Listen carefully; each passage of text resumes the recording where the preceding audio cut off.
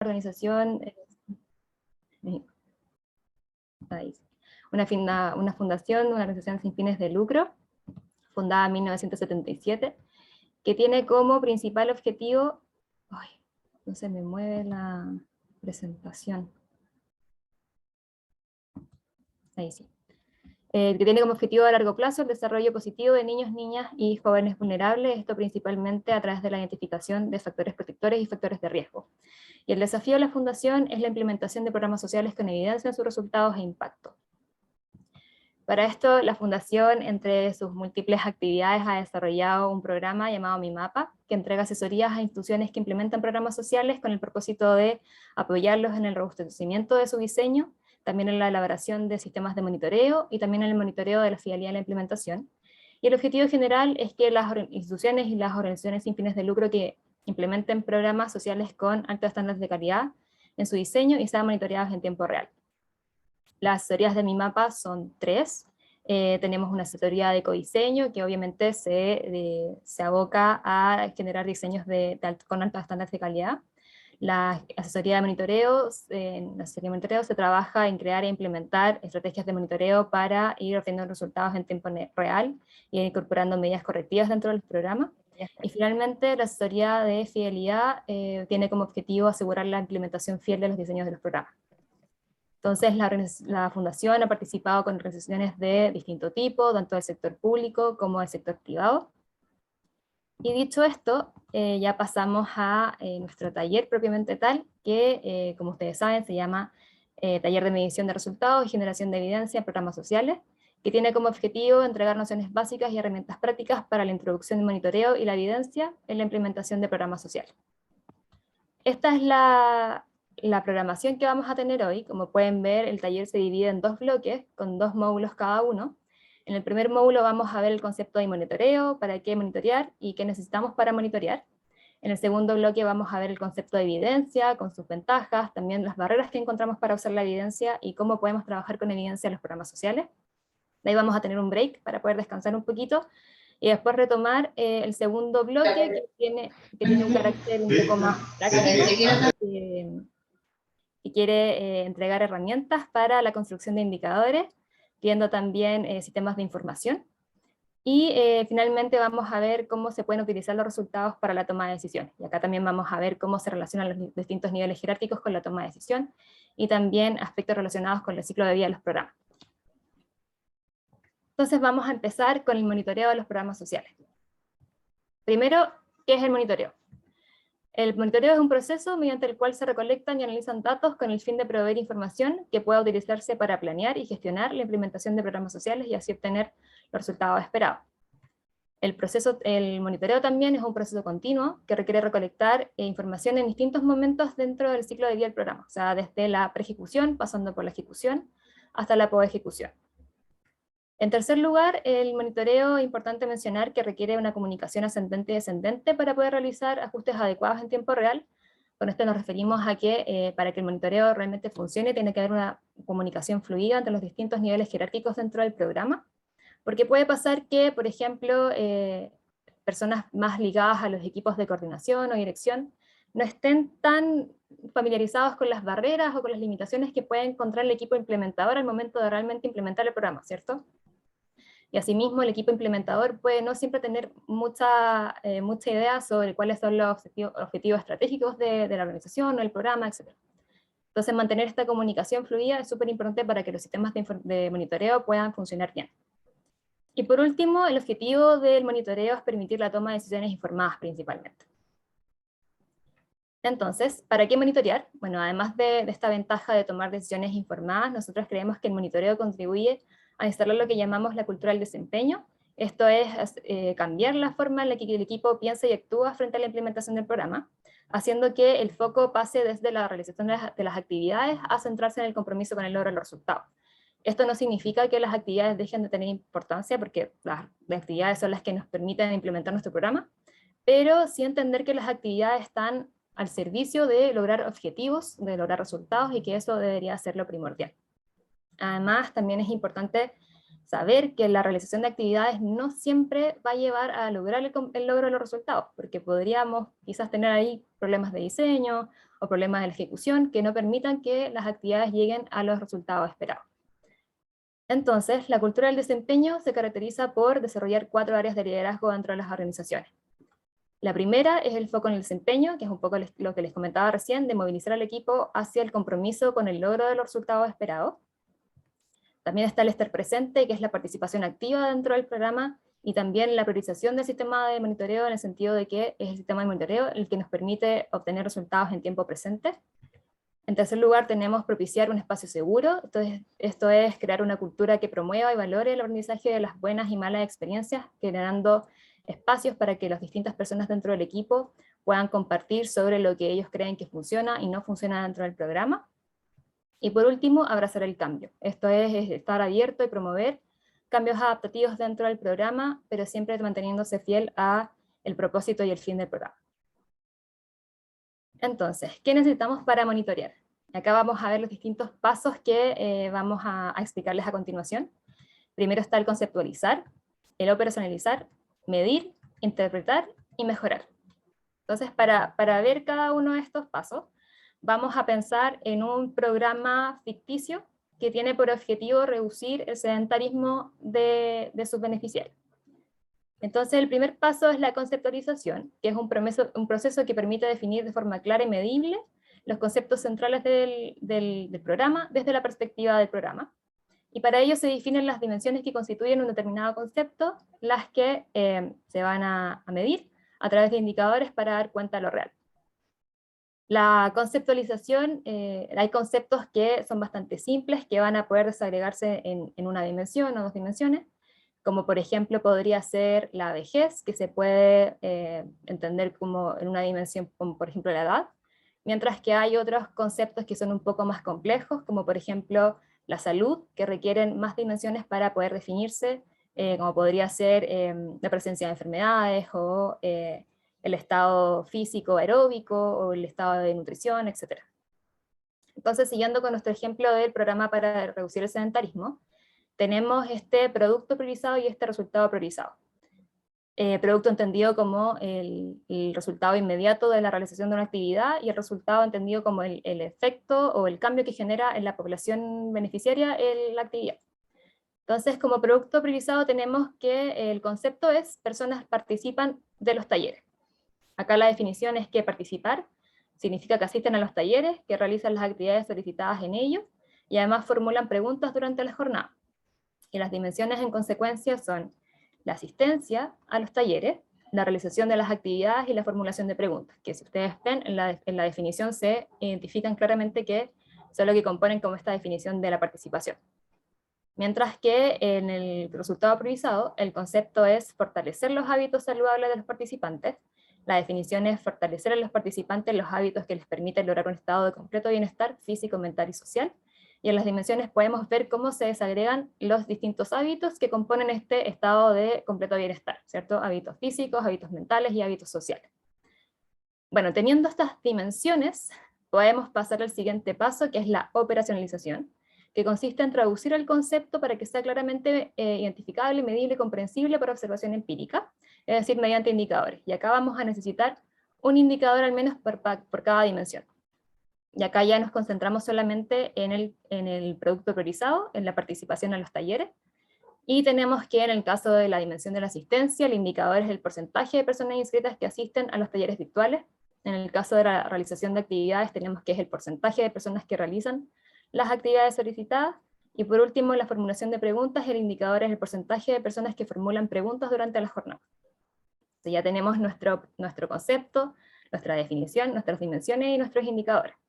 El siguiente paso entonces es medir, y ya teniendo los indicadores podríamos medir a través de él, pero tenemos que definir algunas cosas de antemano antes de aplicar la recolección de datos y luego medir el indicador. En primer lugar tenemos que definir cuál va a ser la fórmula a través de la cual vamos a medir el indicador. En este caso la fórmula igual es bastante sencilla porque es la asistencia, o sea, tenemos que es la cantidad de inscritos que asisten a los talleres virtuales dividido por el total de inscritos por el programa multiplicado por 100, porque es un porcentaje. En segundo lugar, tenemos que definir la meta. Esto es súper importante porque nos va a permitir identificar muy fácilmente si es que las actividades se están logrando en la medida que queremos dentro del programa. En este caso, la meta es del 80%.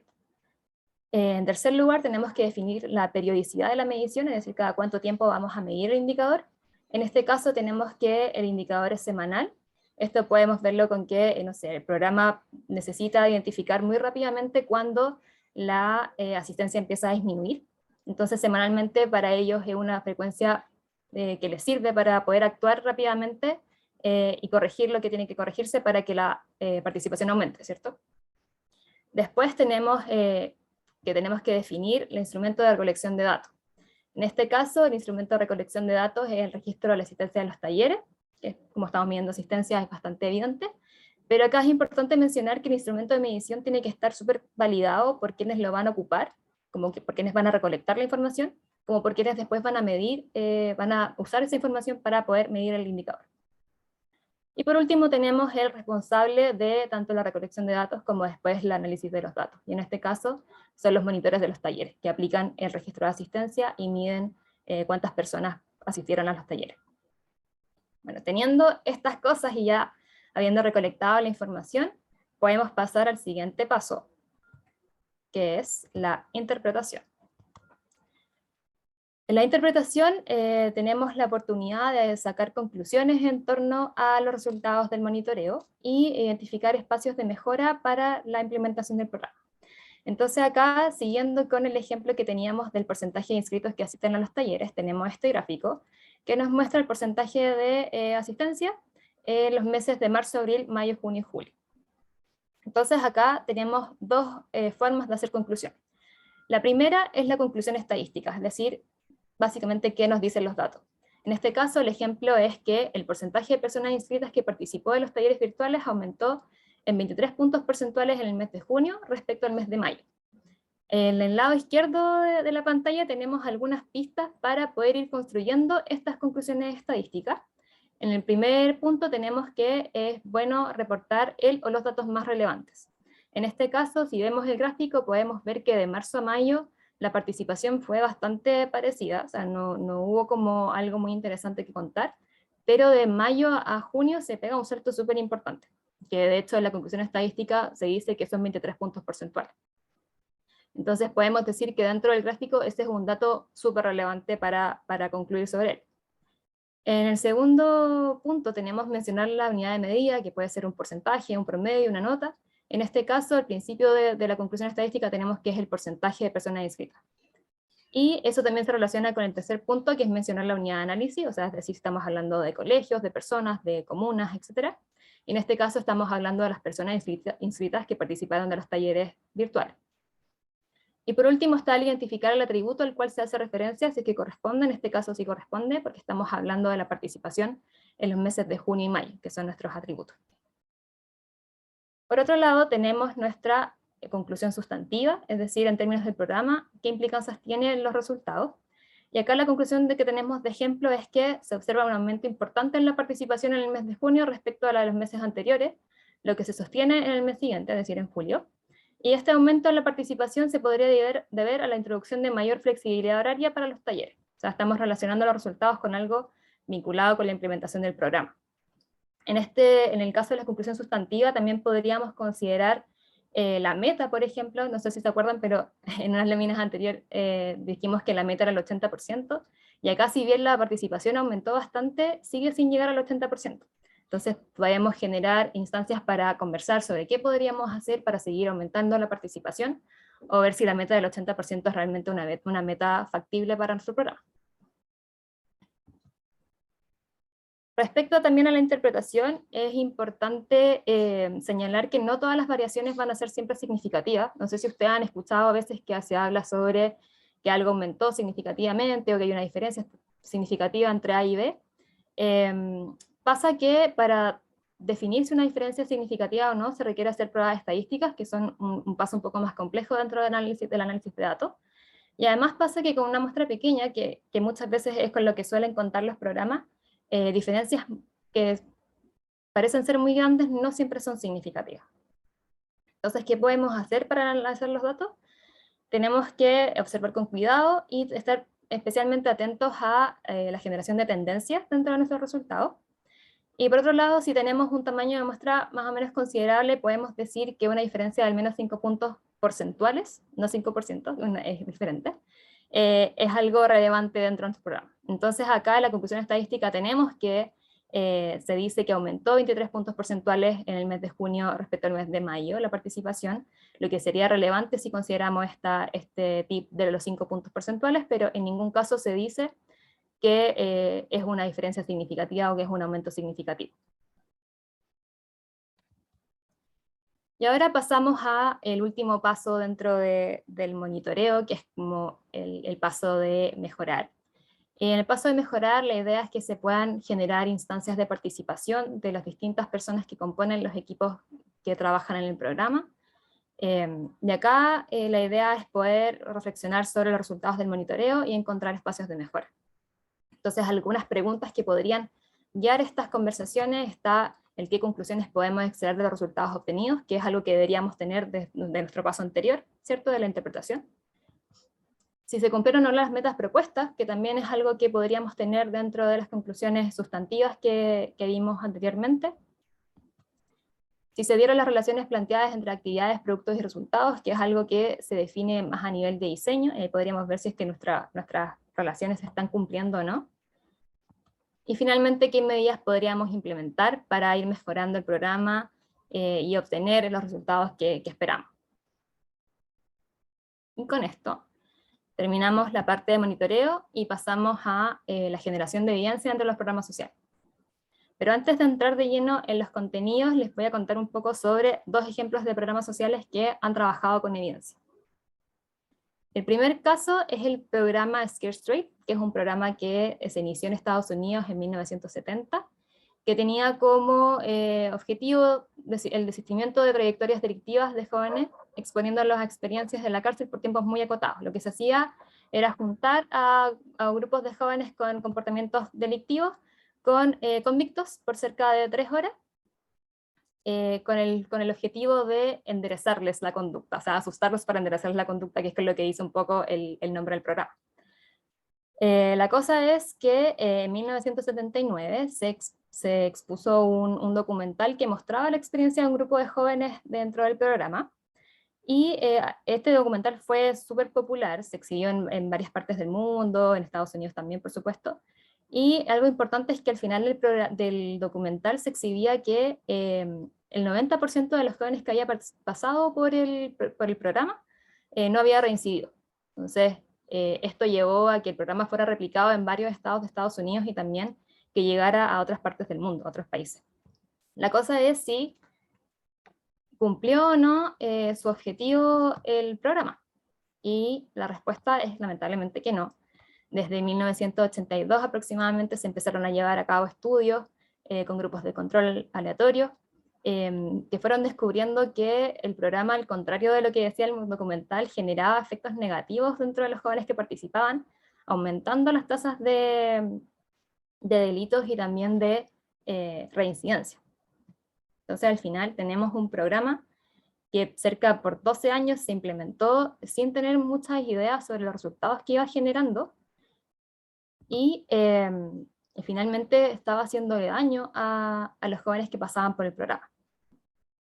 Igual este lapso de tiempo entre la generación de evidencia y la implementación del programa se suele dar, porque las evaluaciones toman tiempo, ¿cierto? Pero en este caso fueron cerca de 12 años que el programa no tuvo certeza sobre los resultados que estaba generando.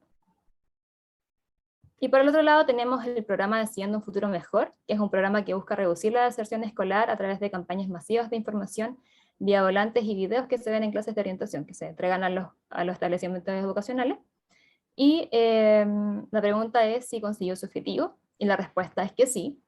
En este caso se hizo una evaluación de impacto en el año 2017 que descubrió, que encontró que la entrega de información a través de la campaña intensiva del programa lograba disminuir la tasa de deserción en 1,15 puntos porcentuales, y que este efecto aumentaba cuando también se mostraba la información a los padres, aumentaba a 1,87 puntos porcentuales. Entonces acá tenemos 2 ejemplos de cómo la evidencia, además de encontrar efectos positivos, o sea, de confirmar los efectos positivos, también sirve para encontrar efectos negativos. y debería ser sobre esta información que se debería tomar decisiones respecto a si los programas se tienen que modificar, o si tienen que seguir tal como están, o si de plano tienen que eliminarse porque están haciendo daño. Y con esto pasamos al concepto de evidencia. Acá tenemos 3 definiciones relativamente actuales de la evidencia, y las 3 son bastante parecidas, y en resumen podemos sacar que la evidencia principalmente está basada en datos, ¿cierto? Que además la evidencia sirve para respaldar o rechazar una afirmación, y que por último la evidencia también sirve para respaldar la toma de decisiones. En cuanto a los tipos de evidencia, tenemos varios tipos. Tenemos la evidencia descriptiva, tenemos la encuesta de satisfacción, las evaluaciones de proceso, las evaluaciones pre-post y muchas otras. El tema es que hasta acá, lamentablemente, este tipo de evidencias no atribuyen causa y efecto. O sea, no podemos decir que a partir de nuestro programa, ¿cierto?, estamos obteniendo determinados efectos sobre nuestra población a partir de esta evidencia. Entonces, ¿cómo atribuimos causalidad? Un primer concepto que es relevante comentar es el concepto de la correlación, es decir, la relación recíproca entre 2 fenómenos. La correlación puede ser tanto una correlación positiva, es decir, cuando 2 variables se mueven en la misma dirección, como por ejemplo el aumento de las temperaturas y el aumento de consumo de helados, por ejemplo. Y por otro lado tenemos la correlación negativa, que es cuando las 2 variables se mueven en sentidos contrarios, como puede ser, por ejemplo, el aumento en la cobertura de los sistemas de salud y la disminución de la mortalidad por enfermedades infecciosas. Las correlaciones se definen por los coeficientes de correlación, que son valores que van desde el -1 al 1, siendo el -1 una correlación negativa perfecta y un coeficiente de 1 corresponde a una correlación positiva perfecta. En los coeficientes que se acercan a 0, que son 0, en el fondo demostrarían que no existiría una correlación entre 2 variables o 2 fenómenos. Pero acá pasa algunas veces que tenemos correlaciones entre 2 variables con un coeficiente de correlación alto, y que uno mira las variables y dice como estas variables no tienen mucho que ver, como ¿por qué están correlacionadas? Y acá pasamos a un concepto que se llama relaciones espurias, que se da principalmente cuando hay una alta correlación entre 2 variables, pero que en realidad está dada por una tercera variable que no estamos considerando. Y acá tenemos un ejemplo de una relación espuria. Acá tenemos cómo el consumo per cápita del queso mozzarella se vincula o se correlaciona con la entrega de doctorados de ingeniería civil. O sea, son 2 cosas que en teoría uno dice como no tienen nada que ver, pero tienen un coeficiente de correlación súper alto, que es 0,95, o sea, está súper cerca del 1, que es una correlación en teoría perfecta, ¿cierto? Acá tenemos otro ejemplo que quizás va a poder permitir entender mejor la acción de la tercera variable, que el aumento de las temperaturas se relaciona con una disminución en la actividad de los piratas. Otras 2 variables que uno piensa como no tienen nada que ver una con la otra. Y acá tenemos la acción de una tercera variable, que es el desarrollo de la humanidad, que por un lado llevó a la industrialización, lo que llevó a su vez al aumento de las temperaturas, y que por el otro lado llevó a la prohibición de la actividad pirata, o la persecución de los piratas, o la aplicación de leyes que disminuyó la actividad pirata, en consecuencia. Entonces tenemos que, si bien la correlación es un buen paso para buscar la causalidad, no siempre implica causalidad. Para poder establecer causalidad entre 2 fenómenos, además, tenemos que tener dos cosas más. En primer lugar, tenemos que aislar o controlar todas las variables que no están en estudio, y también tenemos que mantener todas las variables constantes, excepto la variable explicativa, es decir, la variable cuyo cambio está ya explicando el cambio en otra variable. En cuanto a cómo obtener la mejor evidencia, entonces tenemos acá distintos tipos de evidencia en una pirámide, que parte por la opinión de expertos, el estudio de casos, el estudio de cohorte, y en la parte de arriba tenemos los estudios con grupos de control aleatorizados y las revisiones sistemáticas, que son las que tienen más lógica causal, y que serían las que entregan evidencia más fuerte. Ahora, ¿cuáles son las ventajas de trabajar con evidencia? En primer lugar, trabajar con evidencia funciona. O sea, si hacemos buenas evaluaciones, si hacemos un buen trabajo, las evaluaciones de impacto nos deberían mostrar si es que nuestros programas están funcionando o no están funcionando. En segundo lugar está la base racional para la toma de decisiones. Y acá volvemos un poco al programa del Scarce Trade. si es que la decisión sobre el programa de seguir o no con el programa se hubiese basado en la evidencia, el programa probablemente no hubiese seguido. El programa siguió por mucho tiempo más después de que se descubrió que estaba haciendo daño a sus beneficiarios. Y esto es porque las personas que toman decisiones a veces no se basan mucho en la base racional para tomar esas decisiones, que sería en este caso la evidencia. También la evidencia permite estandarizar los programas. En este sentido nos pasamos al otro ejemplo, que era el ejemplo de Decidiendo un futuro mejor, donde los buenos resultados nos dirían como, oye, este programa podría estandarizarse y quizás aplicarse en otra parte, y podríamos ver si es que también obtiene esos mismos buenos resultados en otra parte. Y por último, también la evidencia asegura la calidad, o sea, asegura que estamos obteniendo los resultados que queremos obtener. Estamos generando efectos positivos en nuestra población beneficiaria. Bueno, y si la evidencia es tan buena, ¿por qué nadie la usa? Hay varias razones que las vamos a enumerar ahora. En primer lugar, la generación de evidencia es bastante cara. Tenemos que, para poder realizar evaluaciones de impacto, estas son costosas, son complejas, implican contratar evaluadores externos independientes, necesitan un saber súper especializado, y eso no muchas veces está a la mano de muchas organizaciones sociales o incluso dentro del sector público. Y acá, bueno, tenemos que en el último tiempo se ha ido entregando más importancia a la evaluación, y que se han, por ejemplo, lanzado fondos para financiar las evaluaciones, lo que ha ayudado a mitigar un poco los costos que implica. En segundo lugar, tenemos que las evaluaciones requieren tiempo. Las evaluaciones muchas veces significan seguir a los beneficiarios en un largo periodo de tiempo, quizás 1 año, 2 años, 3 años, y muchas veces los programas no tienen tiempo para esperar tanto, y además es una inversión grande, entonces ahí se generan algunas dificultades para poder decidir si es que vamos a invertir todo este tiempo en la evaluación. También la evaluación se ve muchas veces como un mecanismo de control, especialmente desde los equipos implementadores, pero acá es importante señalar que con las evaluaciones no estamos concentrándonos en evaluar al equipo implementador, sino que estamos concentrándonos en ver si realmente el programa está obteniendo los resultados que esperamos, ¿cierto? Una cuarta barrera que podemos encontrar es esta ilusión de irrelevancia, y esto es porque lamentablemente, como les decía antes, las decisiones no siempre se toman en base a la evidencia. Muchas veces las características anecdóticas del programa priman por sobre la generación de evidencia, y en base a eso se toman los resultados. Entonces muchas veces la gente dice como, ¿para qué vamos a hacer una evaluación si al final después nadie la va a tomar en cuenta? También tenemos algunas razones éticas, algunas veces dependiendo de la población que estamos atendiendo o de la gravedad del tema que estamos atendiendo, podría considerarse poco ético tener grupos de control, por ejemplo, que no reciben el programa. Pero con el avance, con el paso del tiempo, también se han desarrollado algunas metodologías que permiten crear algunos grupos de control ficticios para poder sacar resultados en torno al programa. Y además acá vale la pena preguntarse si es que implementar un programa sobre el cual no tenemos certeza sobre sus resultados es realmente ético. O sea, podríamos estar teniendo un programa como el Scare Straight, que en lugar de generar resultados positivos en la población, está generando todo lo contrario. También tenemos que hay una falta de cultura sobre la evidencia, y se relaciona un poco con lo que les decía de la ilusión de irrelevancia, que es que finalmente no se entrega tanta relevancia a la evidencia, lamentablemente, y muchas veces los diseños de los programas no son adecuados para poder medir.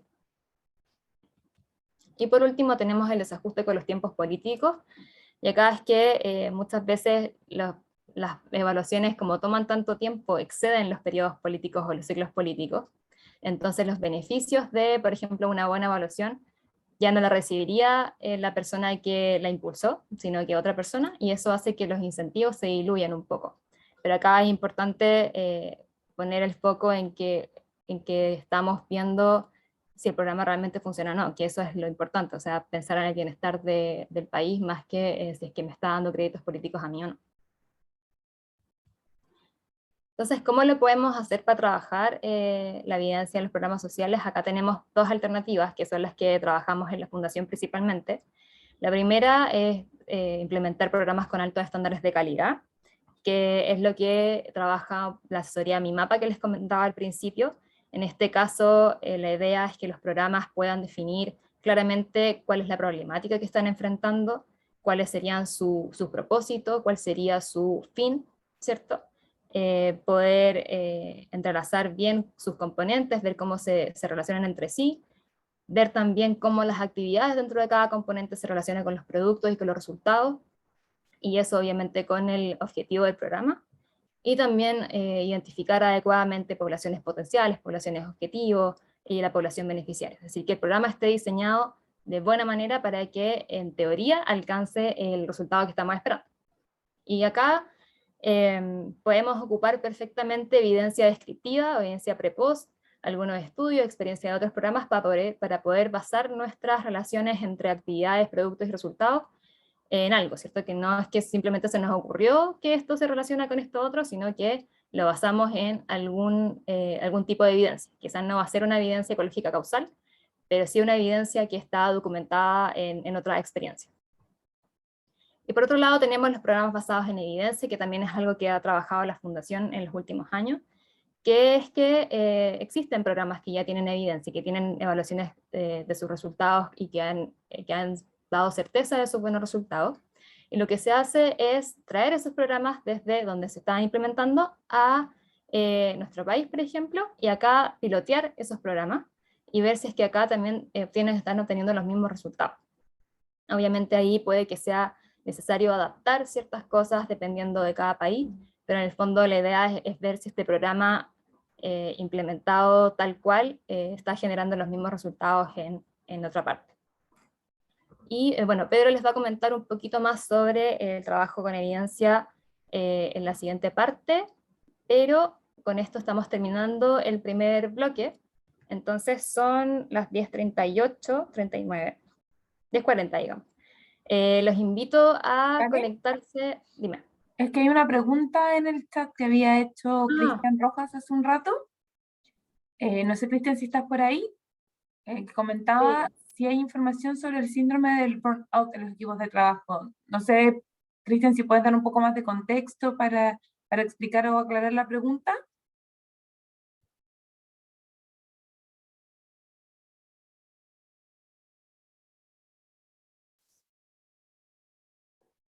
Quizás se retiró, Cristian. No sé. Sí, parece que no, está todavía conectado, pero No, bueno. Bueno, les decía que, si es que, bueno, no sé si hay alguna pregunta en realidad también, si es que alguien quiere compartir algo respecto al monitoreo, sobre la generación de evidencia, si alguno tiene alguna experiencia dentro de su propia organización. Sí, yo tengo una pregunta y es sobre este tipo de metodologías y de experiencias que suponen que se puede trasladar. Hay como un supuesto de base y es que se pueden trasladar las experiencias, pero también hay por lo menos la duda de si son tan trasladables las experiencias, dado que algunas tienen particularidades que las hacen únicas. ¿Ustedes cómo han evaluado o reflexionado al respecto? Totalmente. Nosotros tenemos algunas experiencias exitosas, como es el caso de Familias Unidas, y estamos trabajando en el pilotaje de otras experiencias, pero ahí toma especial relevancia el tema del pilotaje. O sea, no podemos simplemente llegar a instalar un programa que se está implementando en otra parte en nuestro país, porque como dices tú, Luz, hay cosas que dependen mucho de la idiosincrasia de cada país, pero hay cosas que se pueden ir adaptando sin necesariamente afectar el diseño del programa. Entonces ahí es súper importante trabajar de la mano con las personas que inventaron el programa. O sea, no podemos simplemente tomar un programa e implementarlo acá sin preguntarle a nadie, tenemos que generar comunicación fluida sobre lo que está pasando con el programa, en nuestro caso, con las personas que implementaron el programa inicialmente y ver cómo ciertas adaptaciones serían aceptables dentro del diseño del programa original. Y ese tipo como de experiencias o de pilotajes está documentado, ¿se puede conocer en algún lado? Sí, hay varios papers, varias investigaciones sobre los programas basados en evidencia. Te invito a que busques porque hay harta evidencia, tanto en el sector del trabajo social, sé que hay harto, Me imagino que también en programas dedicados más a tratamiento, a terapias, a tratamientos con familias. Así que sí, hay harta evidencia al respecto. Ahí Y ahí volvió Cristian, que está levantando la mano. un segundo que para completar un poco, complementar un poco lo que estaba diciendo Karen, que igual este tema lo vamos a tocar un poco en la segunda parte. Además del pilotaje, también es súper importante hacer un buen diagnóstico respecto a los problemas que se quieren abordar. En el fondo, identificar si es que el programa que se quiere traer, que es un programa basado en evidencia, las causas en el fondo en las que está enfocada para solucionar el problema coinciden con las causas locales que están provocando los problemas. Entonces, esa es una primera aproximación teórica. La segunda siempre es pilotear, pilotear, pilotear, no lanzarse a gran escala. Y también nosotros siempre recomendamos, obviamente, en los contextos locales, en algún minuto de maduración de los programas, ojalá desarrollar evaluaciones de impacto, pero también otra guía útil es a través del monitoreo de resultados, ¿no es cierto?, ver si es que los resultados que se obtienen se encuentran más o menos dentro de los parámetros que se han observado en otras evaluaciones de impacto. Eso también es un súper buen indicador respecto a si se va en buen camino. Gracias. Y ahora sí podemos darle la palabra a Cristian. Cristian tiene la mano, sí. Aló, buenos días. Buenos días.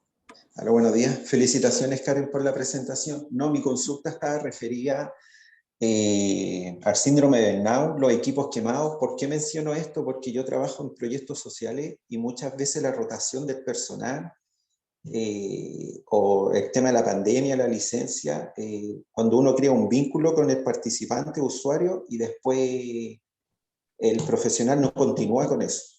Entonces, ustedes también hacen esa evaluación sobre los equipos de trabajo, el impacto real que tiene la intervención. A eso me refería.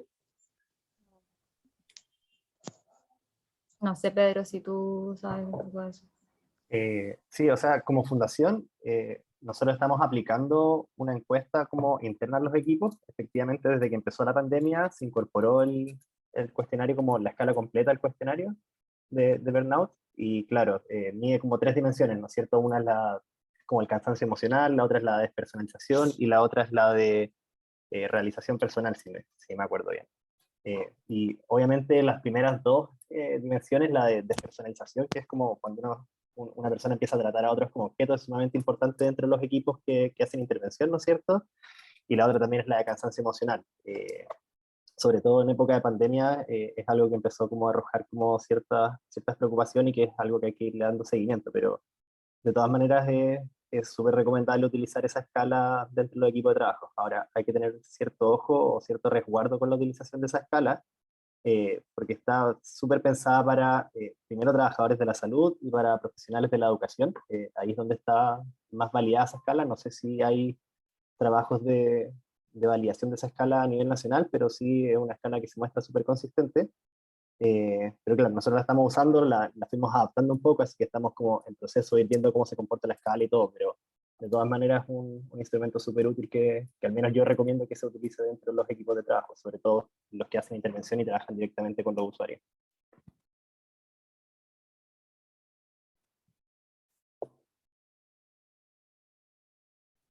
Eh, Muchas gracias. no, nada, voy a buscar ahí por internet, por lo general se encuentra el cuestionario, hay varias versiones así como adaptadas, así que voy a ver si lo encuentro por ahí y después lo puedo compartir. ¿Alguna otra pregunta o comentario que quieran agregar?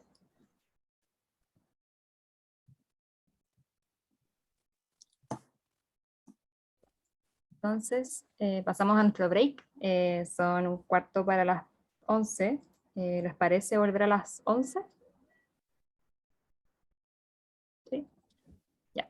Para quienes se sumaron un poquito más tarde cuando ya habíamos comenzado, comentarles que estamos grabando la sesión y que posteriormente la vamos a colgar en el mini sitio de la Mesa de Innovación Social en Pobreza. A rato yo les voy a poder volver a copiar el link, así que los que se perdieron los primeros minutos van a poder después hacer ese recuento.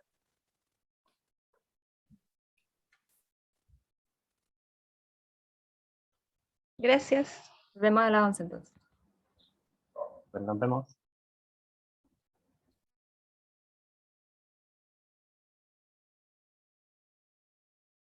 vemos.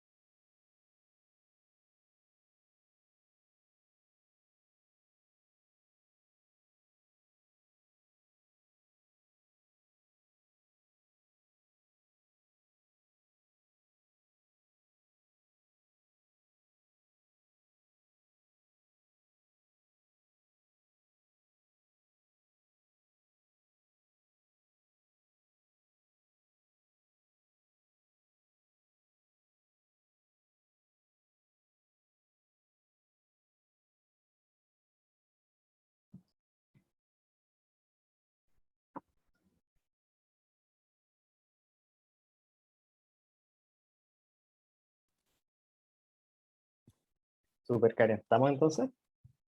Sí, démosle.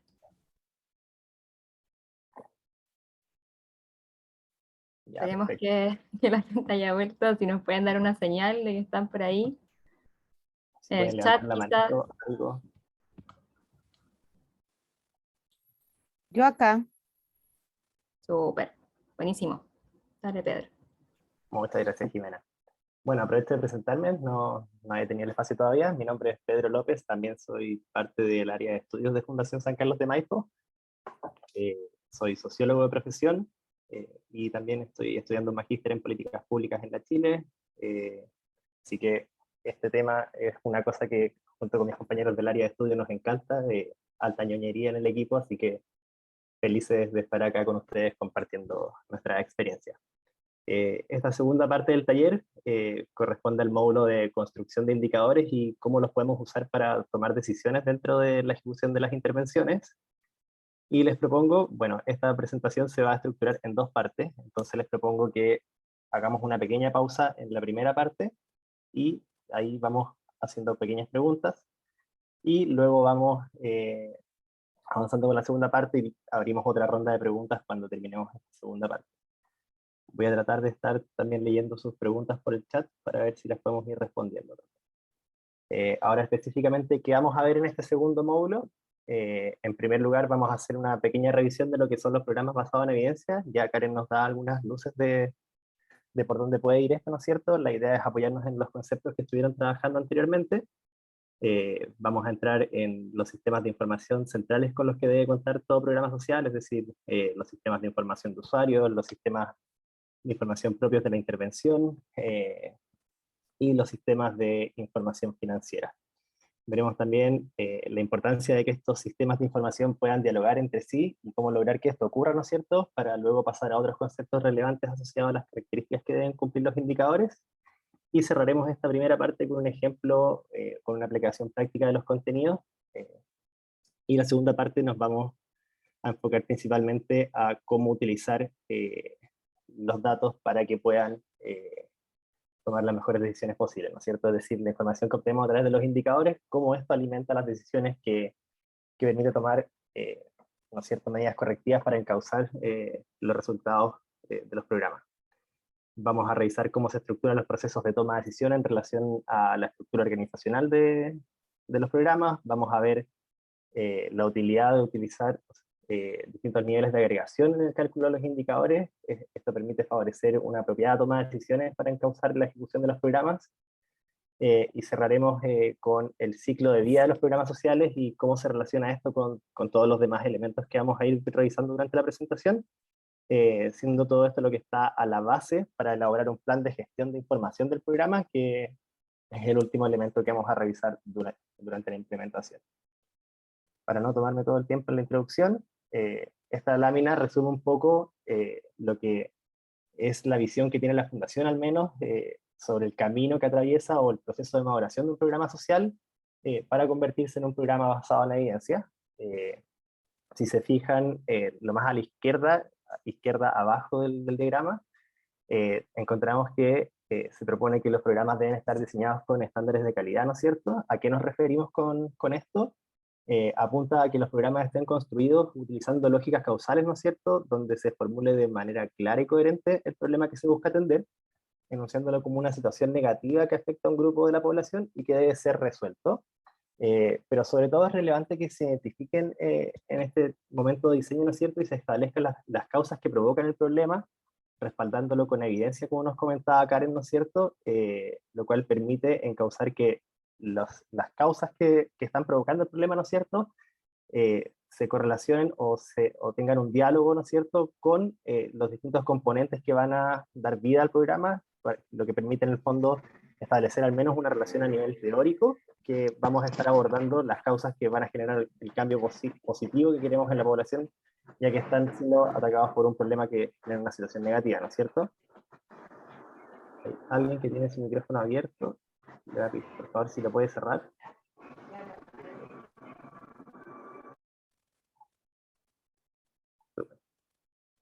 Una vez, ¿no es cierto?, que los programas alcanzan esa calidad de diseño y se implementan en versiones piloto, la idea es que estas ejecuciones pilotos puedan ser monitoreadas tanto en sus procesos como en sus resultados. La idea es que se puedan incorporar medidas correctivas que permitan alcanzar o conseguir los objetivos que se están buscando, ¿no es cierto?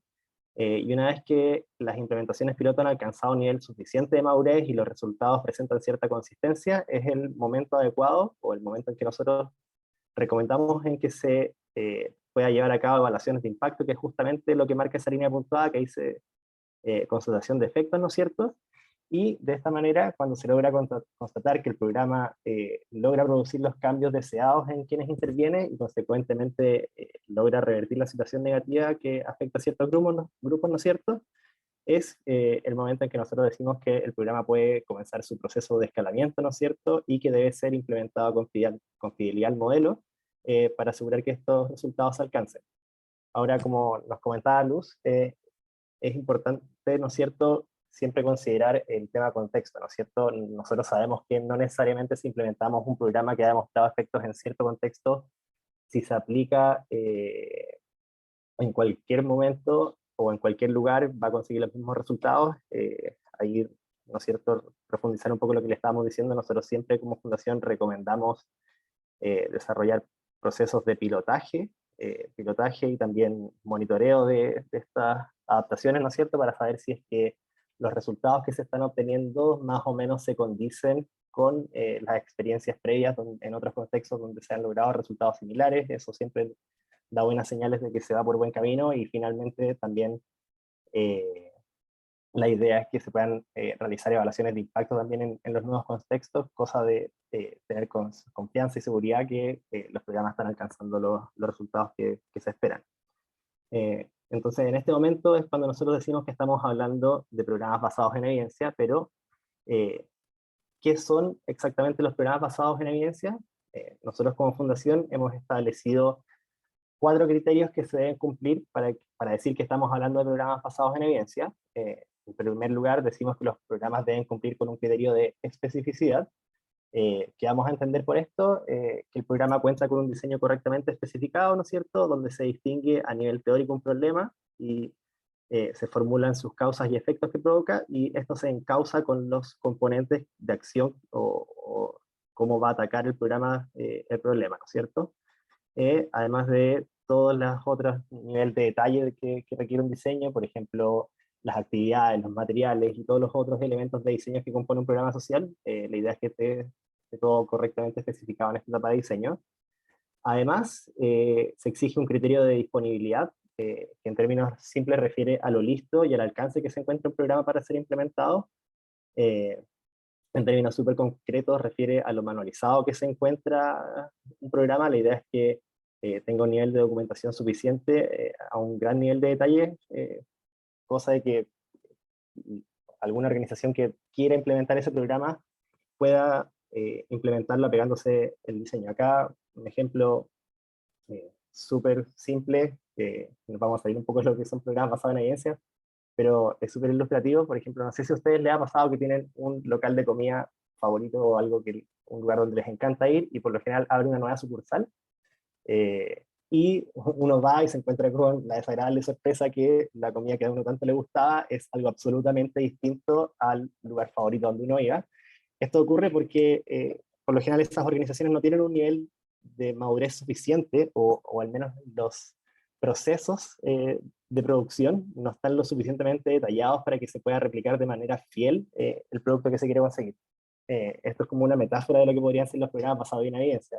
Sabemos que no son una receta como para resolver problemas, pero por ahí un poco nos podemos ir haciendo la idea de a qué se refiere en fondo que estén disponibles para poder ser implementados. La idea es como conocer cuáles son los elementos centrales, y en base a eso, teniéndolo a la mano, nosotros podemos saber cuáles son los elementos, por ejemplo, que van a funcionar en un contexto, o también nos podemos ir haciendo idea de cuáles son los que hay que ir a adaptar como de manera temprana, porque sabemos, por ejemplo, que en nuestra población no va a funcionar.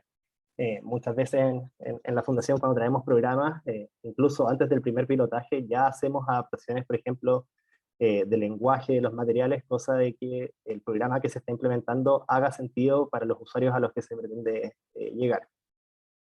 Una tercera característica que deben cumplir los programas sociales refiere a contar con un diseño de evaluación que permita atribuir causalidad. lo que nos hablaba Karen en la primera parte de esta presentación. En el fondo, la idea es tener diseños de evaluación con grupos de control, o al menos diseños cuasi experimentales que permitan atribuir causalidad a los resultados que se están observando, y finalmente se requiere demostrar en esta evaluación de impacto que se están constatando las relaciones de causa-efecto estipuladas en el diseño. En el fondo tenemos que ver que los resultados van en la línea de lo que se suponía que iba a pasar, y no resulta cualquier otra cosa. No basta con que solo hayan efectos. Ahora, con todo lo que acabamos de ver, lo que está a la base de todo programa basado en evidencia es lograr contar con datos e información confiable del programa, ¿no es cierto? Lo que inevitablemente nos lleva a hablar entonces de los sistemas de información. ¿Qué es un sistema de información? Para entenderlo de la forma más simple, lo vamos a entender como un conjunto organizado de elementos interrelacionados que trabajan juntos para recopilar, procesar, almacenar y difundir información, principalmente para apoyar la toma de decisiones dentro de una organización. Estos sistemas soportan la coordinación, control, análisis y visualización de los procesos de la organización, y no solo los procesos.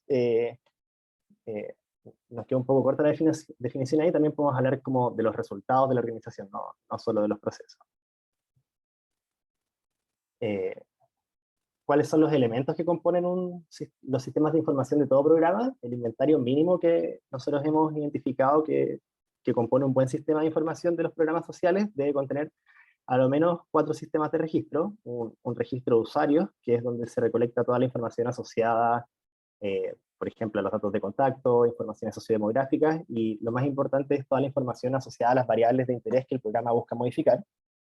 También debe contar con un sistema de registros financieros o registros contables de todos los ingresos y egresos de un programa, donde lo más importante es diferenciar entre gastos de ejecución, administración y soporte, como las variables mínimas de clasificación de este sistema. Y este sistema está a la base del cálculo de todos los indicadores de eficiencia de un programa, y es justamente una de las debilidades que hemos ido identificando durante los procesos de asesoría que hemos ido desarrollando, especialmente en los programas del tercer sector. También algo que un elemento mínimo del inventario debiera ser un registro de todas las acciones de implementación, es decir, un sistema de registro de todas las actividades que ejecutan quienes implementan el programa, y no solamente de los ejecutores, sino también que incluye otros niveles jerárquicos, como pueden ser las acciones de supervisión y coordinación que sean necesarias para que el programa se ejecute con fidelidad al modelo. Y finalmente también un sistema de registro administrativo del programa. Acá entran todas las acciones de recursos humanos, control y seguimiento de contratos o convenios, etc. Este último sistema de información, si bien es como dentro de los 4 mínimos que establecemos, los 3 primeros son los que nosotros consideramos como los más fundamentales, al menos para poder darle un correcto seguimiento a la implementación de un programa. Ahora, para que los sistemas de información alcancen su mayor potencial, lo que se requiere es que exista interoperatividad entre estos sistemas. Es decir, que sean capaces de comunicarse entre sí, o en términos más formales, es la capacidad de los sistemas de información de compartir datos, posibilitando el intercambio de información y conocimiento entre ellos. Ahora, ¿cómo se alcanza esta interoperabilidad? Dentro de todas las soluciones posibles, la más simple, o la que les trajimos hoy día al menos, es el uso de variables llaves, o variables de identificación, como la hemos llamado. Estas variables de identificación son variables que se encuentran en 2 sistemas de información o más, y que permiten conectar las bases de datos.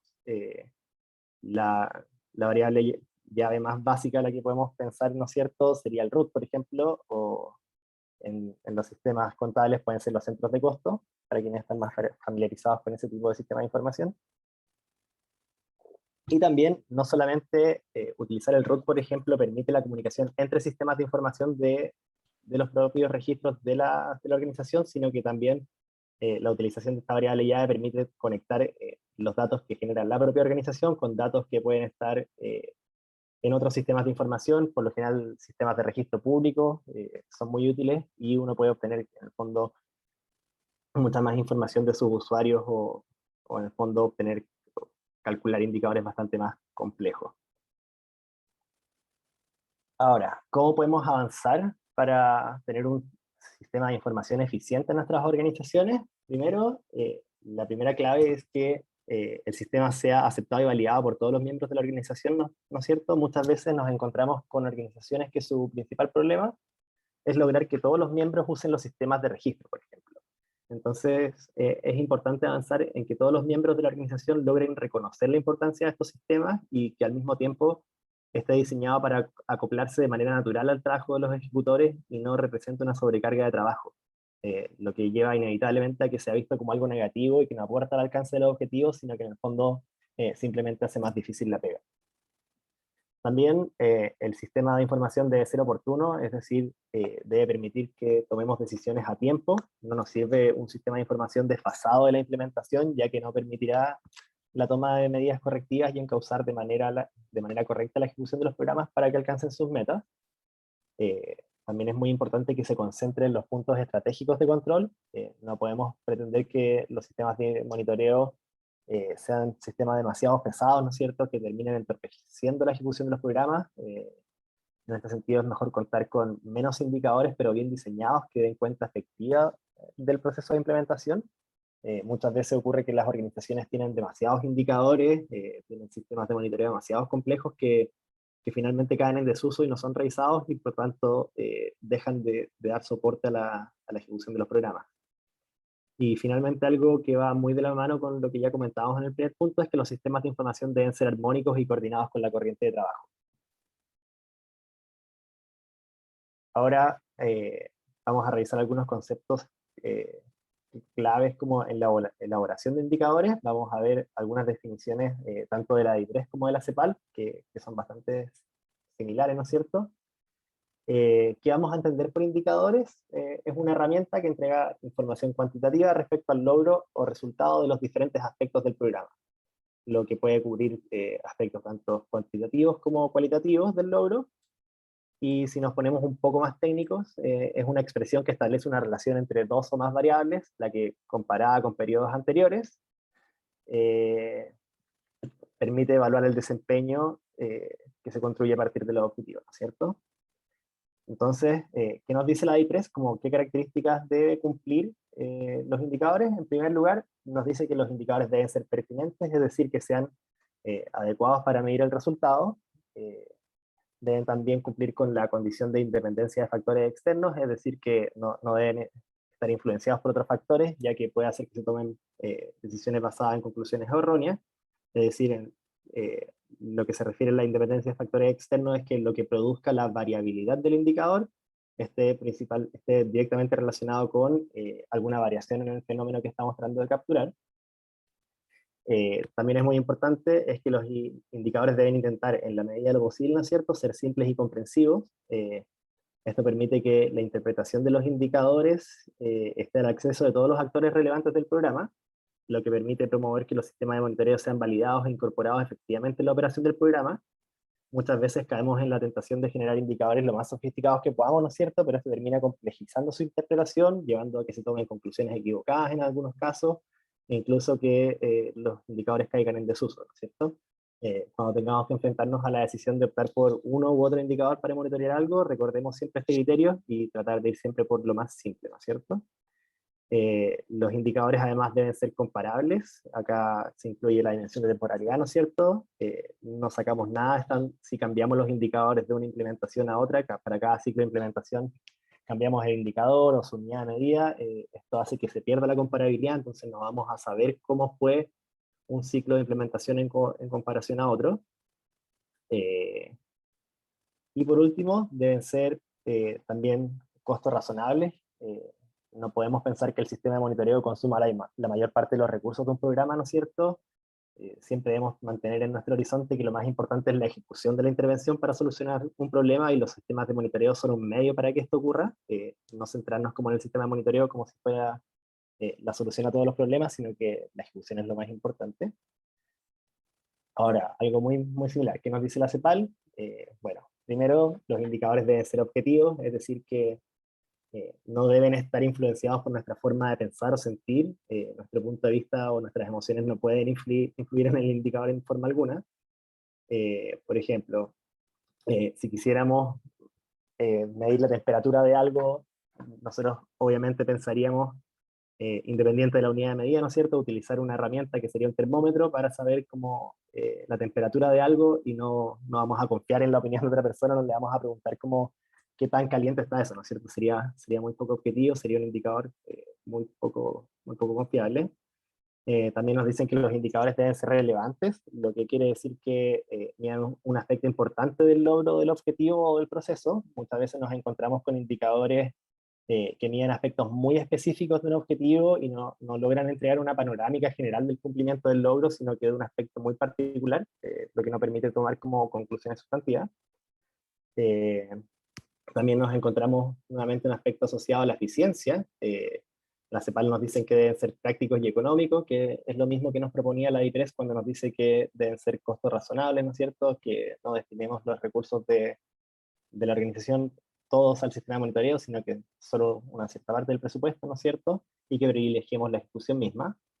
Deben ser posibles de medir objetivamente. Este criterio ya no pone énfasis en la objetividad de quien recolecta la información, como veíamos en la primera característica, sino que en la objetividad o representatividad de la muestra o desde donde se recolecta la información. En el fondo, queremos apuntar a que si el indicador se basa en los resultados de una encuesta aplicada, el grupo no sea seleccionado arbitrariamente, en el fondo una selección a dedo de los mejores representantes, ¿no es cierto?, sino que sea ojalá aplicado a todos los sujetos intervenidos, o si eso no es posible, por el criterio como de hacer costo razonable, ¿no es cierto?, que se aplique a una muestra que sea aleatoria y lo más representativa del grupo.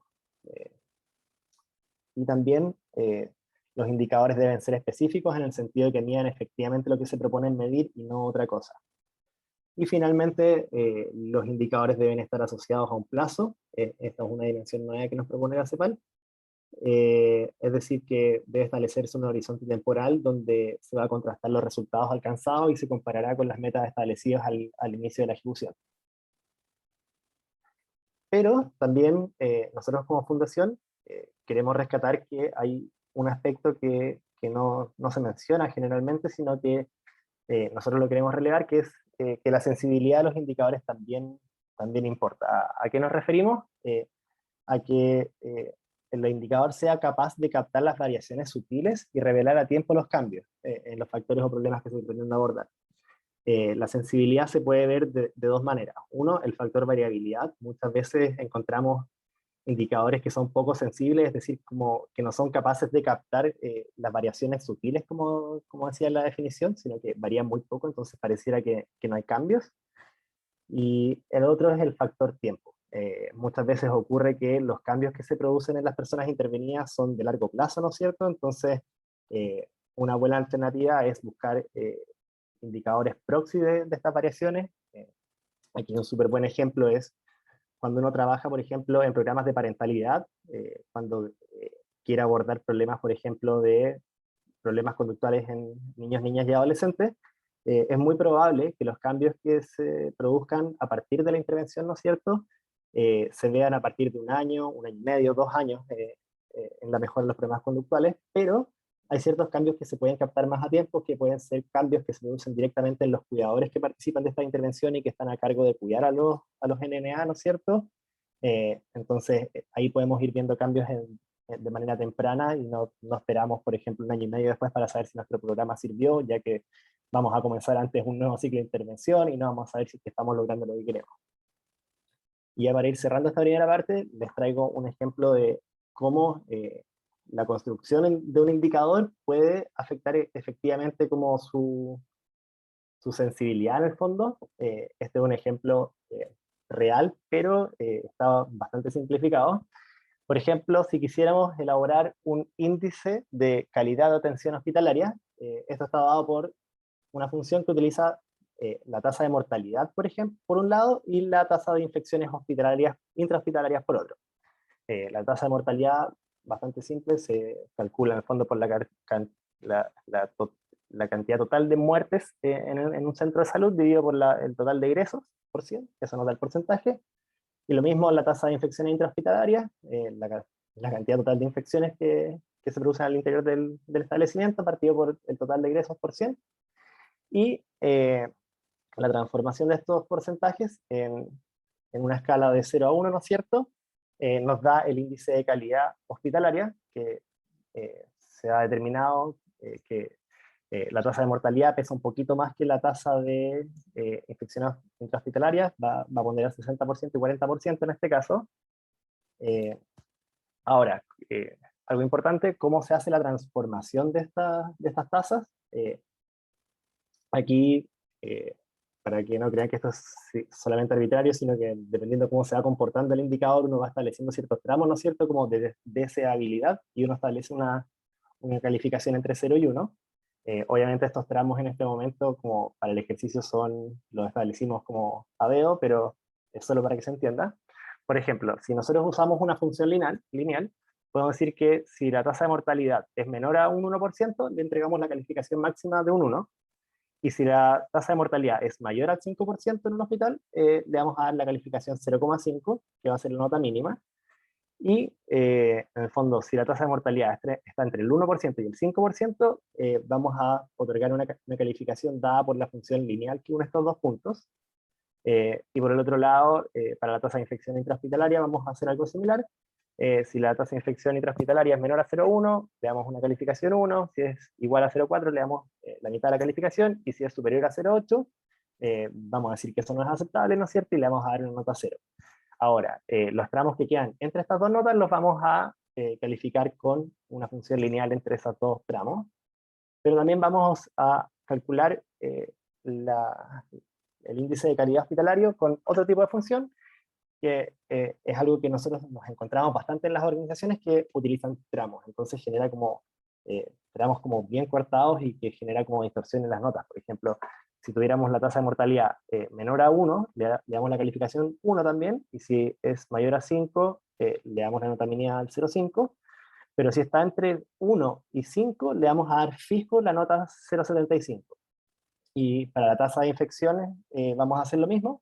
Los primeros 3 tramos se califican igual, pero ya no vamos a usar la función lineal, sino que vamos a entregar notas fijas para los tramos de esta nota. En el fondo, si está entre 0,1 y 0,4, le vamos a dar una nota 0,75, y si está entre 0,4 y 0,8, le vamos a dar una calificación 0,25. Ahora les voy a mostrar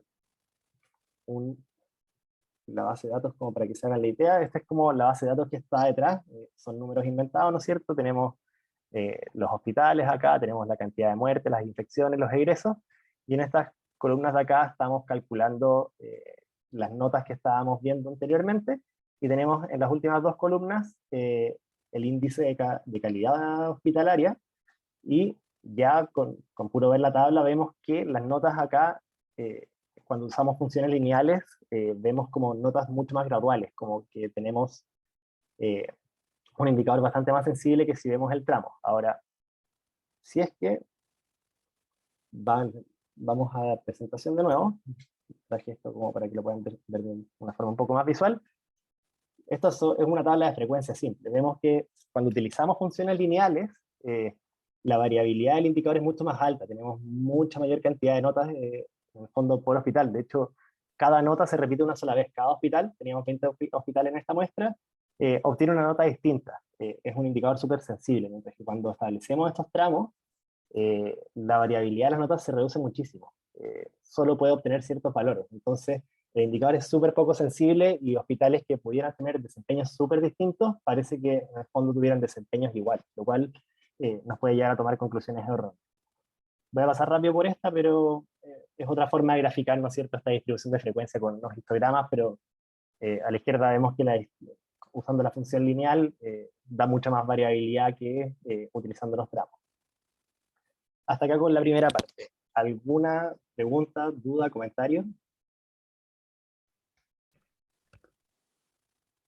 Sí, Pedro, esta información que es tan interesante, los temas sociales, ¿es una información pública? No, estos datos los inventé yo solo para el ejemplo. Pero pregunto en términos de los programas sociales, ¿la información que se hace en términos de indicadores es pública? O sea, el FOSIS o alguna entidad se encarga de recopilarla y ponerla a disposición de todas las personas. Bueno, desde la Subsecretaría de Evaluación Social y desde la IPRES se hacen evaluaciones de programas. Esas evaluaciones sí están de manera pública. Si es que hay algo que no está publicado y uno quiere saber de todas maneras, siempre está la posibilidad de pedir a través del sistema de transparencia cualquier información que uno quiera. No sé si eso aclara un poquito tus dudas, Luz.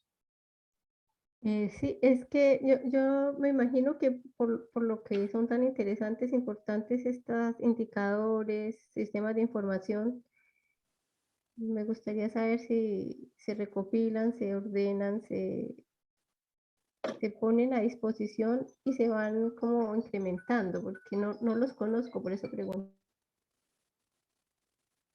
La verdad es que ahí desconozco en el sector público efectivamente cómo se implementa esto. No sé si, por ejemplo, alguien del FOSIS o hay alguien del Ministerio de Desarrollo Social o la IPRES por acá que nos pudiera ayudar con eso, pero esa pregunta específicamente no tengo la respuesta. Yo acá desde el FOSI les estoy compartiendo justamente por el chat a todos un enlace que es del sitio Data Social, que es un repositorio que presentó hace poquito la Subsecretaría de Evaluación Social del Ministerio de Desarrollo Social y Familia. Y ahí, además de poder encontrar datos de registro administrativo y de los principales instrumentos de medición como la CACEN, también está el enlace, que es lo segundo que le estaba comentando en el chat, del Banco Integrado de Programas Sociales y No Sociales. Y ahí ustedes pueden ingresar y está almacenada toda la información de todos los programas sociales, de todos los ministerios y todos los servicios, se puede ir filtrando por cada uno, y están los formularios de seguimiento. Y en esos formularios de seguimiento uno puede identificar los objetivos de los programas, el público objetivo, los indicadores con los que se mide, y también están los resultados que tiene cada uno de esos indicadores. La medición sí de los programas y los indicadores y la reportabilidad la realiza cada una de las instituciones que es responsable del programa. En este caso, por ejemplo, FOSI reporta respecto a los programas que ejecuta el FOSI, y así cada uno de los ministerios, y hay un proceso de validación por parte de la DIPRES también, a través de las distintas unidades de control de gestión, y también de la Subsecretaría de Evaluación Social de toda esta reportabilidad.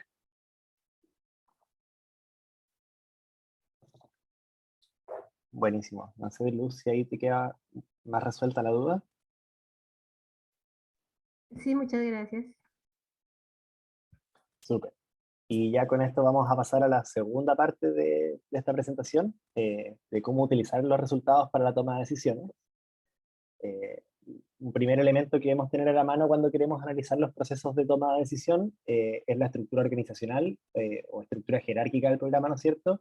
Que no es otra cosa la estructura donde se establecen los niveles de autoridad, las relaciones y responsabilidades entre los diferentes cargos que componen el programa.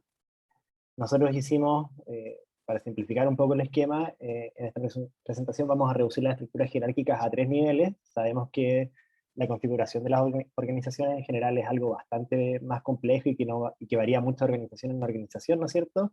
Y que posiblemente se encuentren muchos niveles con relaciones de dependencia jerárquica, pero de todas maneras siempre es posible categorizarlos en estas 3 grandes categorías. En primer lugar encontramos el nivel estratégico, que es el lugar que vamos a decir que es donde se toman decisiones respecto al diseño del programa, que es lo que va a caracterizar este nivel. En segundo lugar, encontramos el nivel operativo o coordinador, que son todas las capas intermedias que componen el programa, entre lo que llamamos el nivel estratégico y el nivel implementador. Este nivel se va a caracterizar por ser el nivel donde se toman medidas correctivas respecto a la implementación para que ésta se pueda ejecutar con fidelidad al diseño. Y finalmente encontramos el nivel implementador, que podríamos decir que es el nivel que se encuentra de cara al usuario, o usando otra metáfora podríamos decir que es el usuario de ventanilla, ¿no es cierto? Este tipo de actor, vamos a decir que toma decisiones para ejecutar actividades del programa con fidelidad al modelo. Y si nos fijamos en la flechita que está a la derecha del diagrama, vemos cómo a medida que escalamos en la estructura organizacional, nos vamos alejando de toma de decisiones vinculadas directamente a la atención del usuario, hacia decisiones que tienen que ver con el diseño del programa. Ahora que tenemos en nuestro radar el concepto de estructura jerárquica, vamos a introducir el concepto de nivel de agregación de los indicadores. Siempre se menciona que para construir un indicador es importante identificar la fuente de información, la forma de cálculo, plazos, metas, etc. Pero se omite que para que un indicador sea algo útil, es importante identificar los distintos niveles de agregación a los que se pueden calcular. ¿Qué vamos a tener por nivel de agregación? En el fondo, como el nivel de agrupamiento, el nivel de detalle al que se está observando un indicador. Por ejemplo, si observamos un indicador que mide la asistencia de los beneficiarios a un programa, este indicador es posible de ser calculado a nivel de cada usuario, ¿no es cierto? Pero también podemos ir agregando este indicador para que nos entregue información de la asistencia a distintos niveles, como puede ser la asistencia por cada facilitador que implementa el programa, la asistencia por establecimiento, pasando por el nivel de agregación de comuna, hasta llegar al nivel general de asistencia al programa de todos los usuarios. Lo que permite el cálculo de indicadores a distintos niveles de agregación es tomar decisiones en torno a la ejecución y desempeño del programa según los distintos niveles jerárquicos estipulados en el diseño del programa, que se agrupan los 3 niveles que estábamos viendo en la lámina anterior. Y ahora ya estamos entrando en la última parte de la presentación, que vamos a poner como en diálogo todos los elementos que estábamos viendo para ver cómo se relacionan. Lo que tenemos en esta lámina es el vínculo entre los sistemas de información con el ciclo de vida de un programa, o el ciclo particular de ejecución de un programa, ¿no es cierto? Se identifica claramente en la primera etapa que vamos a llamar de pre-ejecución, ¿no es cierto? Esta es la instancia donde se ingresan los participantes y generalmente se evalúan las condiciones de entrada o línea de base, ¿no es cierto? Porque nos interesa saber cómo llegan las personas que se van a atender y es la mejor forma de observar el cambio que se va a producir en ellos. Luego tenemos la etapa de ejecución propiamente tal, que es el momento en que se entregan los bienes o servicios a los usuarios, y luego viene la post-ejecución, que corresponde al momento de egreso de los beneficiarios, y es el momento en que se registran las condiciones de salida. Obviamente este esquema es una abstracción y sabemos que estas etapas varían en su tiempo de ejecución de programa en programa, e incluso a veces sus límites pueden llegar a ser relativamente difusos, ¿no es cierto? Por ejemplo, si pensamos en un programa de ingreso permanente de beneficiarios durante un año, vamos a tener estas 3 etapas ocurriendo en simultáneo, ¿no es cierto? Pero esta cadena de producción se vuelve evidente a los ojos de los beneficiarios, que van a experimentar de forma clara estas 3 etapas, ¿no es cierto? Su ingreso, su participación y el egreso. Y en la base del esquema tenemos los 3 sistemas de información, ¿no es cierto? Que identificamos como fundamentales para cualquier institución que ejecuta programas sociales. En verde tenemos el sistema de información asociado a los beneficiarios, en amarillo el sistema de información de la operación del programa, y finalmente tenemos el sistema de información financiera de la operación del programa, y vemos cómo en el fondo estos sistemas de información van generando información a lo largo de todo el ciclo de implementación del programa. Ahora, ¿por qué estamos revisando esto? Lo que está a la base para que un programa se ejecute con fidelidad al modelo, o para gestionar correctamente la implementación de un programa, lo que necesitamos es hacer o elaborar un plan de gestión de información. Este es un elemento central para poder instalar una cultura del desempeño, que es lo que nos estaba hablando Karen en la primera parte de la presentación. En el fondo, cuando una organización pasa de simplemente ejecutar actividades porque están estipuladas así, a orientarse a los resultados, ¿no es cierto? Y cuestionarse como si es que los que se está haciendo producen los resultados que se buscan, y si no, cómo encauzar de la mejor manera las actividades y procesos para que se alcancen los resultados que uno quiere. Entonces, para elaborar un plan de gestión, esto se basa, ¿no es cierto?, en los sistemas de información del programa y los indicadores que estos permiten calcular, y un plan de gestión de la información correctamente elaborado debe identificar a lo menos todos estos aspectos que están en la parte de abajo de la lámina. Vamos a ir viendo uno a uno. Por ejemplo, ¿a qué refiere con la identificación de la etapa del programa? Como veíamos en la lámina, en unas láminas anteriores, se asocia al ciclo de implementación del programa, donde se clasifica en los 3 grandes momentos, es decir, como pre-ejecución, operación y post-ejecución, y están determinados obviamente por la preparación de la intervención, el trabajo directo con los beneficiarios y las actividades administrativas de cierre. Hay que identificar cuáles son los criterios que se van a monitorear, es decir, los ámbitos del programa que requieren ser monitoreados durante la implementación para asegurar fidelidad al modelo, cuáles son los indicadores asociados a esto para poder dar seguimiento al criterio a monitorear. También se debe identificar el nivel de agregación al cual se analizará el indicador, lo que permitirá tomar decisiones en los distintos niveles jerárquicos. Se debe identificar el nivel jerárquico que tomará decisiones respecto al aspecto que se está monitoreando. Además, se debe determinar o acotar el conjunto de acciones que puede tomar el actor que ocupa el nivel jerárquico correspondiente. La temporalidad también es importante que quede identificada en el plan de gestión. Esto se refiere a la frecuencia con la que se monitorea el cumplimiento de los aspectos. Por ejemplo, puede ser por alguna clase de hito, puede ser algún tipo de monitoreo permanente, pero por lo general esto siempre está determinado por el diseño del programa, cosa de que haga la mayor sentido, como decíamos, que permita dar una fluidez al monitoreo de los programas. Es importante identificar la reportabilidad, es decir, se debe especificar la forma en que serán analizados los indicadores. Esto puede ser desde una simple hoja de cálculo, ¿no es cierto?, hasta algo ya más sofisticado, ¿no es cierto?, que puede ser un panel de visualización de datos actualizado en tiempo real. Hay varias herramientas ahí que uno puede utilizar. Está, por ejemplo, Google Data Studio, que es una herramienta que nosotros utilizamos harto como área de estudio. Y finalmente, se debe identificar una instancia que refiere a establecer mecanismos de comunicación y registro de las decisiones que se toman por el programa a través del monitoreo de los indicadores, ¿no es cierto? Esto permite establecer trazabilidad, además de identificar buenas prácticas y posibles adaptaciones o mejoras al programa. Ahora vamos viendo cuáles son los distintos aspectos que hay que ir monitoreando a través de este plan de gestión de la información, ¿no es cierto? Vamos a ir viendo por sistema de información, ¿no es cierto?, los aspectos que hay que ir monitoreando asociados a cada uno de los tres momentos del ciclo de implementación del programa. En primer lugar, asociado a los usuarios, ¿no es cierto?, durante el proceso de pre-ejecución, ¿no es cierto?, que es cuando se ingresa y se evalúan las condiciones de entrada, ¿no es cierto?, es importante monitorear el cumplimiento de los criterios de focalización, el cumplimiento de las metas de cobertura, la medición de situación de ingreso a los beneficiarios, y a la salida al momento de post-ejecución es importante que se monitoreen dos aspectos. Uno, la medición de salida de los beneficiarios, y muy de la mano con eso, en el fondo, esto va a permitir monitorear el grado de cumplimiento de la intervención. Respecto a... Esto me lo voy a saltar un poco porque ya estamos más o menos sobre la hora, pero esto es un detalle de cómo sería, en el fondo, un sistema de... un plan de gestión de información para uno de los aspectos. Esta presentación se la van a enviar, así que van a poder ver en detalle esto, para no extenderme tanto. Respecto al sistema de gestión de información de la operación del programa, es importante monitorear durante la pre-ejecución procesos de preparación del programa. Aquí estamos hablando de el proceso de reclutamiento, capacitación de ejecutores, difusión, compras, etc. Y también es importante monitorear que se realicen los diagnósticos y el levantamiento de línea de base y planificación de intervenciones por usuarios. Esto es especialmente relevante para programas que hacen intervenciones individualizadas de sus participantes, ¿no es cierto? Es importante ir monitoreando que esto se vaya construyendo. Durante el proceso de ejecución, que es el momento en que los usuarios reciben los bienes o servicios que entrega el programa, es relevante monitorear la secuencia de actividades, ¿no es cierto?, que se cumpla con el contenido de las actividades programadas.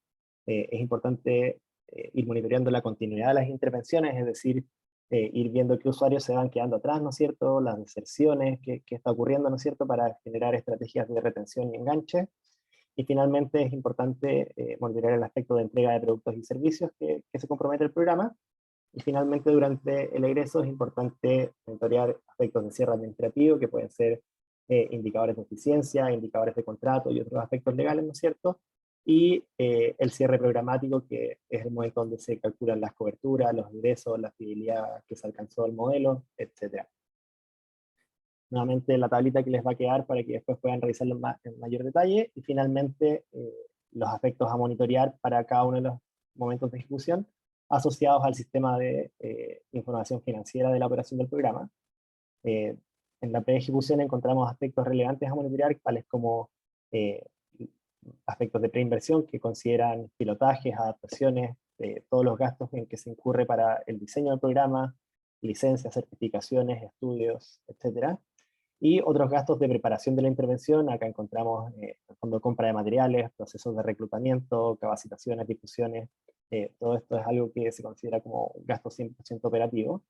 Y durante la ejecución del programa es importante ir clasificando todos los gastos en que incurre el programa, clasificándolo tanto en gastos operativos y de soporte, y monitoreando en el fondo que se vayan cumpliendo las metas asociadas a cada uno de estos.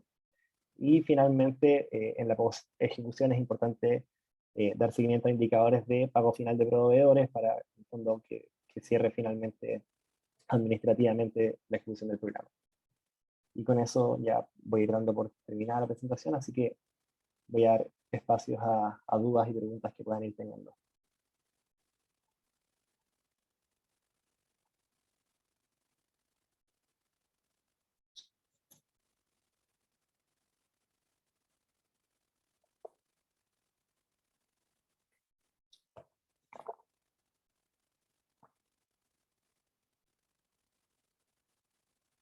Parece que no hay preguntas.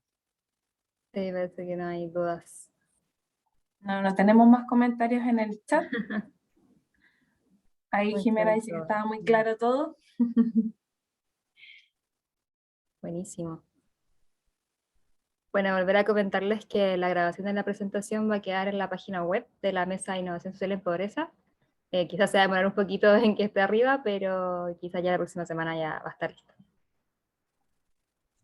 Sí, efectivamente, dentro de la próxima semana vamos a colgar todo el material. Voy a volver a poner el link. Y aprovechar también de agradecerles a todos por su participación en este taller, que esperamos que haya sido de ayuda. Y agradecer también a la Fundación San Carlos Maipo, que está colaborando muy activamente con nosotros en la Mesa de Innovación Social en Pobreza y se dieron el tiempo de hacer este taller de manera colaborativa. Así que también agradecer a Karen y Pedro por la exposición y todo el trabajo que hicieron. No, muchas gracias a ustedes por invitarnos a estas instancias. Nosotros somos felices de participar. Muchas gracias. Muchas gracias, muy útil todo. Muchísimas gracias. Buenísimo, pues bueno, que tengan una muy buena tarde de viernes y un muy buen fin de semana también. Saludos a todos. Nos vemos, chao. Igualmente, chao.